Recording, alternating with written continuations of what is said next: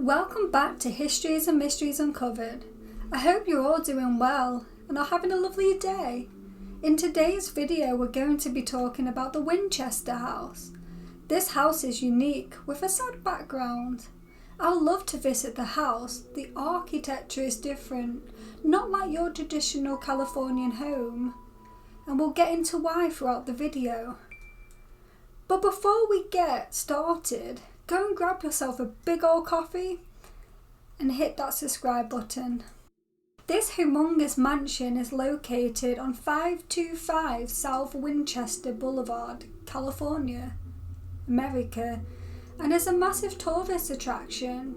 This mansion was owned by Sarah Winchester, the widow of firearm Major William Winchester, the only son of Oliver Winchester. He owned and invented the Winchester Repeating Arms Company, well known for making the Winchester repeating rifle. The mansion is listed on the National Register of Historical Places. It is now privately owned, but let's talk about Sarah Winchester and how her life led to the bizarre Winchester house. Sarah was born Sarah Lockwood Pardee in 1839 to her parents, Leonard Pardee and his wife Sarah W. in New Haven, Connecticut. She lived an ordinary, wealthy life. Her father was a thriving carriage manufacturer, and her mother was favoured in the upper echelons of New Haven society. So Sarah lived a wealthy life.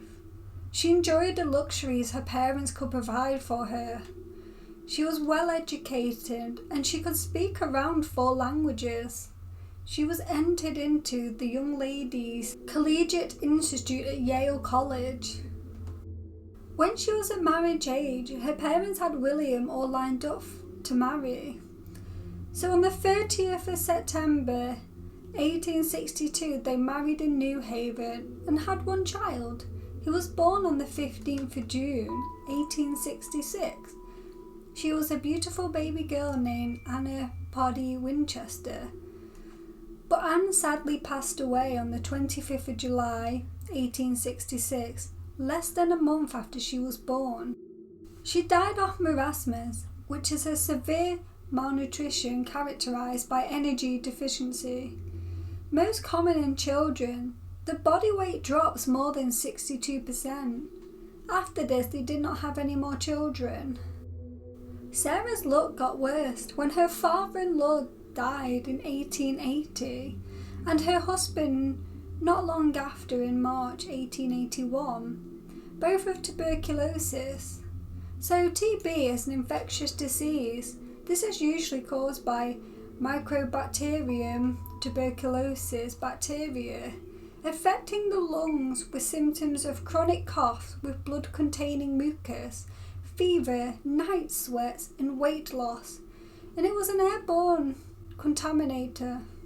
Lonely Sarah inherited $20 million with an additional 50% of the ownership of the company, receiving an income of $1,000 daily, which in present day is around $26,000. So what could Sarah possibly do with all this money? Well, this is where we begin the story of the Winchester house. It is believed that a medium told Sarah to leave New Haven and travel up west. To build a house, she must continuously build a home for herself and the spirits of people who have fallen victim to the Winchester rifle. This medium was supposedly channeling her late husband, which is concerning that she has already been introduced to the paranormal. She did exactly that. She packed up her life and moved to California.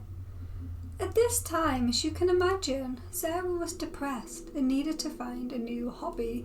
Her child husband had died, and a medium channeling her late husband told her she needs to build a house for the fallen victims of the Winchester rifle. You can just imagine the state of mind she was in. There are other people and sources that say that she believed her family and fortune was haunted by the fallen victims of the Winchester rifle. So moving up west, she believed that she could hide from these ghosts, that they were not able to find her. When she moved up west to California, she purchased an unfinished farmhouse in the Santa Clara Valley. This was in 1884, 3 years after her husband passed away, and she began building and constructing this mansion. There was construction day and night until they finished the unremarkable 7-story mansion.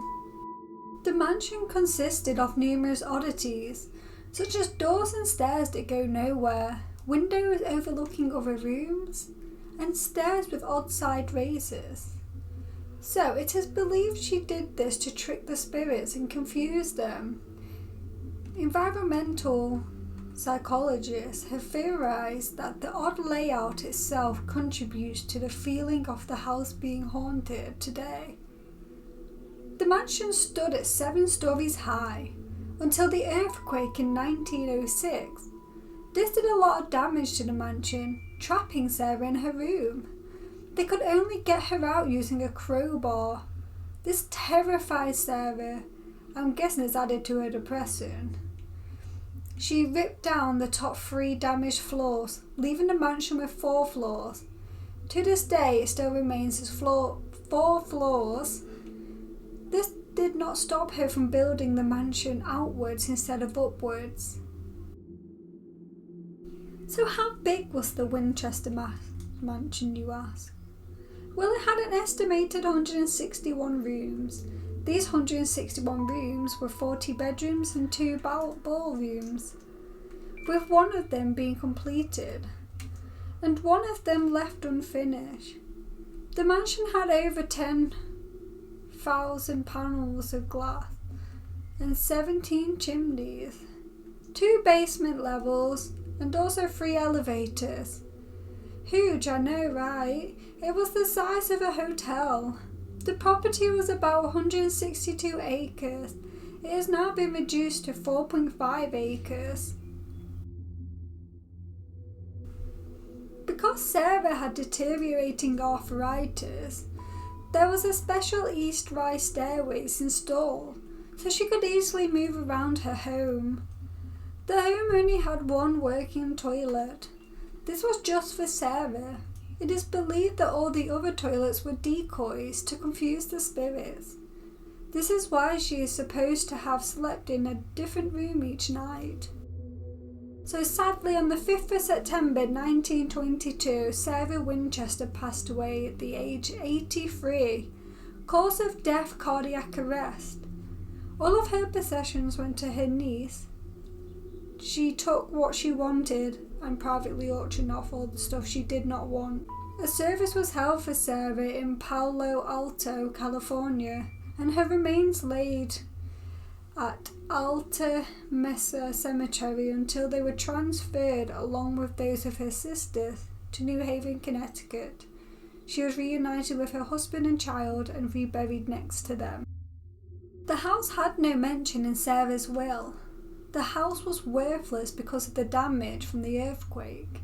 It ended up being sold in an auction for just over £135,000.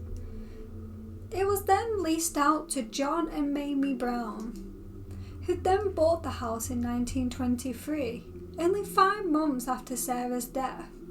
It was open to the public, with Mamie being a tour guide, and it is open to the public still to this day. Well, I'm ending this video here, guys. What a sad story of Sarah Winchester. She was so paranoid and felt so much remorse that she thought she was responsible for the deaths of the victims of the Winchester rifle. She thought they were haunting her. I also forgot to mention in the video, it is said that she held seances in the house. So if there were paranormal events happening, I'm guessing she brought something in doing the seances. And what is your opinion of the Winchester house and Sarah Winchester? Leave your opinions in the comments below. My opinion is, I believe she built the house as a coping mechanism. She went through a lot in a short amount of time and suffered with depression, and believed she was being haunted by the fallen victims of the Winchester rifle. She felt like she had responsibility for their deaths, and it was payback, and it took a toll on her mental health. Well, give this video a big ol' like if you enjoyed this kind of content. This was a long one and it was very interesting. Subscribe so you don't miss any of my other videos. I upload every Sunday. You don't want to miss out.